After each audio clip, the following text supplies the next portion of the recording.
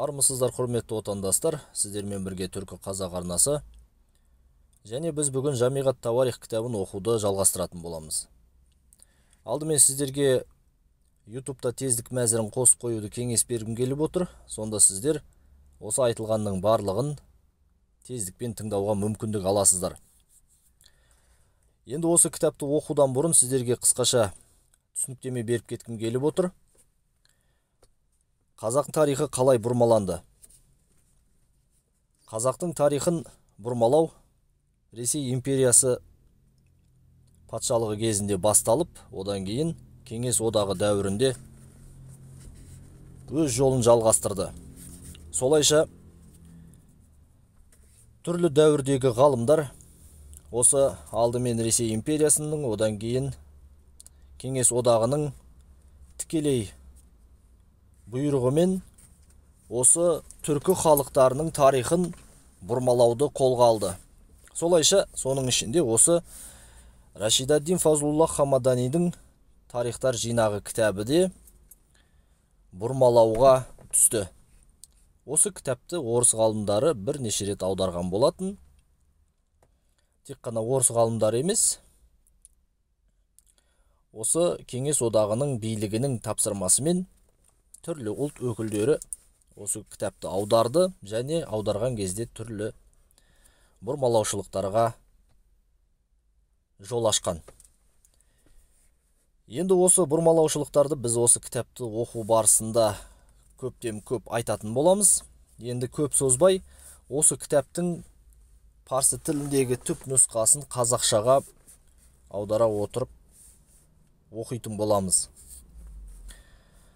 Бұл кітап 1316 жылдары жазылған. Оның авторын жоғарыда айтып өттік. Бұл кітапты Ғазан хан жаздырған. Енді кітапты оқиық. Жамиғат Тауарих кітабы. Кіріспе. Рақымды және мейірімді Алланың атымен бастаймын. Дастандар кітабының мазмұны мен оның баяндаудың түйіні әлемдердің жаратушысы Әзіреті Құддысқа, яғни Аллаға мақтау, мадақтау, ұлықтау болып табылады. Ал риуаяттардың, тақырыптардың басты мәні мен мақсаты және хикаялардың баяндаудың әсем өрнекті пайғамбарлардың, мөрінің Мұхаммедтің, Алла оған салауаты мен сәлемі болсын, пәк қабіріне және оның хулафай рашидиндеріне, барлық сахабалары мен ілесушілеріне, салиқалы ізбасарларына деген дұға салауаттар мен сәлемдер жолдау болады. Құран аяттарында айтылғанындай, күш құдірет иесі болған Раббың олардың сипаттағандарынан кемшіліктерден пәк, елшілерге, пайғамбарларға сәлем, және барша мақтау, мадақтау әлемдердің Раббысына тән деп сөзін осылай жазады Рашид ад-Дин. Кітапты оқуды жалғастырамын. Содан соң бұл мүбәрәк кітаптың алғы сөзінің ретке келтірілуі мен кіріспенің жазылу мақсаты Жаһанстан әлемнің патшасы Шыңғыс хан тарихын, оның үлкен ата-бабаларының, оның даңқты балаларының және әулетінің тарихын қамту болып табылады, дейді. Міне, дейді деп мен өзімнің сөзімді қосып отырмын, құрметті ағайындар. Бұл жерде көріп отырсыздар ма? Мен түсініктеме беріп кеткім келіп отыр. Осы Рашид ад-Диннің тарихтар жинағы кітабының кіріспесінде ең басты алғы шарты айтып жатыр. Бұл кітаптың жазылу мақсаты Шыңғыс ханның тарихын, оның ата-бабаларының, оның даңқты балдарының, ұрпақтарын тарихын қамту болып табылады деп айтып отыр. Бұл деген сөз, бұл кітап осы Шыңғыс ханның тарихына тікелей қатысты екенін меңзеп қадап айтып отыр. Мұны мен не үшін айтып отырғанымды сіздерге кейін тағы да түсіндіретін боламын. Себебі осы кітапты қазір сәлден кейін оқитын боламыз. Кітаптың ең басты беттерінде дәл осы кітап түркілердің тарихын баяндайтын кітап екені айтылады. қадап айтылады. Түркілердің тарихын баяндайтын. Бұл жерде монголдардың тарихын, немесе басқа ұлттардың тарихын емес, тікелей тек қана түркілердің тарихын баяндайтын кітап екені айтылған. Ал басқа кітаптарда, осы Кеңес одағы дәуірінде Кеңес одағының тарихшылары аударған кітаптарда түркі монголдардың деп аударып кеткен да. Міне, бұл ең бір қателікті жағдайлардың бірі. Түркі монголдардың деп қосып кеткен. Олай аударуға болмайды. Түркілердің, тек қана түркілердің тарихының баяндайтын кітап бұл. Енді осылайша бұл кітап ары қарай жалғасады. Оқуды жалғастырамын кітапты. Бұл құтты кітап қолжазбасының алғашқы түрі бақытты патша Ғазан ханның Алла оның құжат дәлелдерін нұрландырсын бұйрығына сәйкес әртүрлі парақтар мен шиыршықтала оралған бұрама қағаздарда түрлі кітаптар, өсиет хикаялар мен аңыздарға сәйкес ретіне қарай жинақталып орналастырылған еді деп баяндап жатыр. Көрдіңіздер ме? Бұл кітапты жаздырған Арғын ханның баласы Ғазан хан. Және Ғазан ханның тақтан түскеннен кейін оның орнына, яғни Ғазан хан қайтыс болып кеткеннен кейін оның інісі Олжайту хан болады. Және Олжайту хан осы өзінің ағасы Ғазан ханның бастаған ісін, яғни осы кітапты жазуды, ары қарай бітіруді, аяқтауды осы Рашид ад-Динге тапсырған. Міне, енді бұл осы кітаптың кіріспесінде, осы кітаптың жазылу оқиғаларын баяндай келе, әртүрлі ол жерде сөздер бар. Мен оны қазір оқып отырмаймын. Мен бұл кітаптың жағы өзімізге қызықты болатын тұстарын қазір сіздерге оқып кетпекшімін. Осы кіріспеден кейін уақыт жағынан дәйектелген оқиғалар тізбесі деген тақырып бар. Тарау деуге де болады, үлкен тарау. Және бұл жерде айтылады. Кітапты жалғастырамын оқуды. Бұл тарихтар жинағы аталатын құтты да берекелі кітап. Ол 3 томда баяндалған. Бірінші том бүгінгі таңдағы ислам шаханшахы Олжайту сұлтан, Алла оның билігін мәңгілікке ұзартсын, өзінің ағасы бақытты сұлтан Ғазан ханның Алла оның дәлелдерін нұрлы етсін атымен бекемдеп, баянды етіп, көркемдеуді бұйырды. Бұл том 2 баптан тұрады деп жазып жатыр. Көрдіңіздер ме? Мен жоғарыда айтқандай, Ғазан ханның өлімінен кейін оның інісі Олжайту хан осы басталған істі бітіруге бұйрық берген. Яғни бұл іс сондай бір қайырлы, ізгі, жақсы амал екенін тағы да бір рет көрсетіп отыр. Кітапты оқуды жалғастырамын. Бірінші бап. Түркі халықтарының пайда болуы, олардың әртүрлі руларға тармақталуы, әрбір тайпаның өмірлік жолы, олардың ата-бабаларының жалпы өмірі жайлы егжей-тегжейлі айтып беру. Бұл бап кіріспе мен 4 бөлімнен тұрады деп баяндалып жатыр. Көрдіңіздер ме?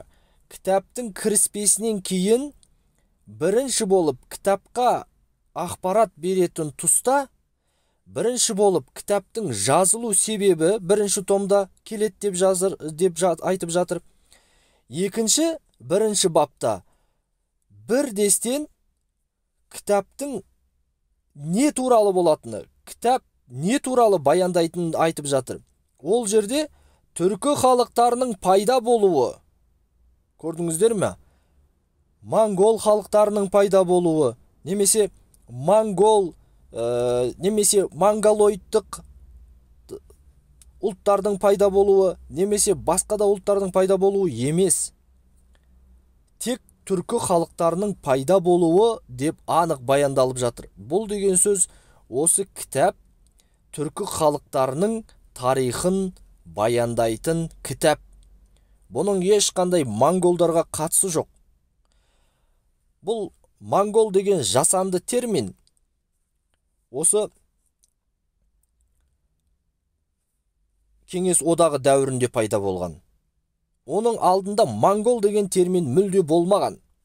Бұны сол Кеңес одағы әдейі осы түркі халықтарының тарихын жоқ қылу үшін міне осындай айла тәсіл ойлап тауып, осы кітаптағы мұғул деген сөзді бұрмалап монгол деп, одан кейін халқа жұртын монгол республикасы деп, монгол мемлекетін атын, халқа мемлекетінің атын монгол деп өзгертіп, солайша монгол деген терминді саясат сахнасына алып шықты. Енді бұл кітапта ары қарай кітапты оқуды жалғастырамын. Кіріспе. Түркілердің тұрғылықты жерлерінің шекарасы. Әр тайпалық қауым, оның тармақтарының атаулары мен лақап аттары жайлы мағлұматтар айтылады. Бөлімдер. Енді бөлімдер дегенді біз бөліп кейінгі тақырыптарда да оқитын боламыз, құрметті ағайындар. Бұл жерде түсінетін мәселе, бұл кітап түркілердің тарихын баяндайтын кітап екен. Міне. Ал енді одан кейін біз бұл кітапты оқуды жалғастыратын боламыз. Осылай бөліп. Бұл жерде орыс ғалымдарының да, жаңа Кеңес одағы дәуірінде Хетагуровтың кітаптарында, басқа кітаптарда да осы жерлер қалай аударылғанын кейіншелікте сіздерге көрсетіп өтіп кететін боламыз. Егер де көз жеткізгілеріңіз келсе, өздеріңіз сол кітаптарды интернеттен көшіріп алып, осы кіріспесінде олар осы жерлерді қалай аударды екен, өздеріңіз де оқып көрсеңіздер болады, құрметті ағайындар. Енді қазір видео кішкене созылып кетті, сол себепті біз видеоны осы жерде тоқтатамыз. Осы жерде видеоны өшірмес бұрын бір қосып кететін ақпарат бар. Яғни осы кіріспеден кейін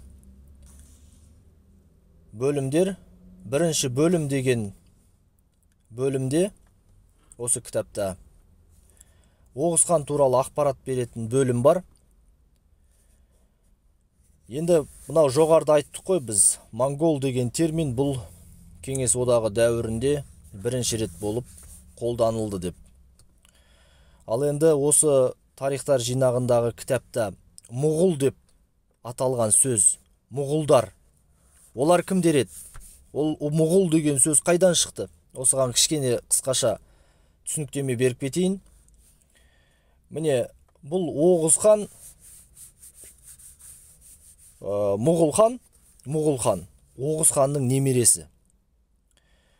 Мұғул деген хан болған. Міне, осының әулетінен тарағандар өздерін мұғулдар деп атаған. Енді қараңыздар, Шәкәрім Құдайбердіұлы атамыздың қазақтың түп атасы деген өлеңінде мұғул хан Оғыз ханның немересі, Қарахан еді, оның өз әкесі деп айтылады. Бұл Оғыз ханның баласы Қарахан, Қараханның баласы мұғул хан. Міне осы мұғулдар Оғыздың ұрпағы, мұғулдардың ұрпағы, ол Шыңғыс хан, Шыңғыс ханның ұрпағы, ол Жошы хан, Жошы ханның ұрпағы, ол біз қазақтар. Тек қана Жошы хан емес, Шыңғыс ханнан тараған, осы бөртеден тараған барлық балдары, олардың барлығы осы біздің қазақтың қаны болып табылады екен. Біз солай қабылдауымыз керек. Неге? Себебі ол Шыңғыс хан біздің қазіргі заманауи Қазақстанның территориясында Ертіс пен Алтай тауларының арасында туылып, сол жерде қайтыс болған, және ол өзінің ордасы Алматы облысы, Жетісу өңірінің біраз бөліктері, Шығыс Қазақстан, осы Ертіс пен Алтай тауларының арасын мекендеп, қоныс теуіп өмір сүрген. Және Шыңғыс ханның ата-бабалары да сол жерлерде бүкіл өмір сүріп, солайша ғұмыр кешкен. Міне сол себепті де біз осы тарихи ақпараттарды білуіміз керек, құрметті ағайындар.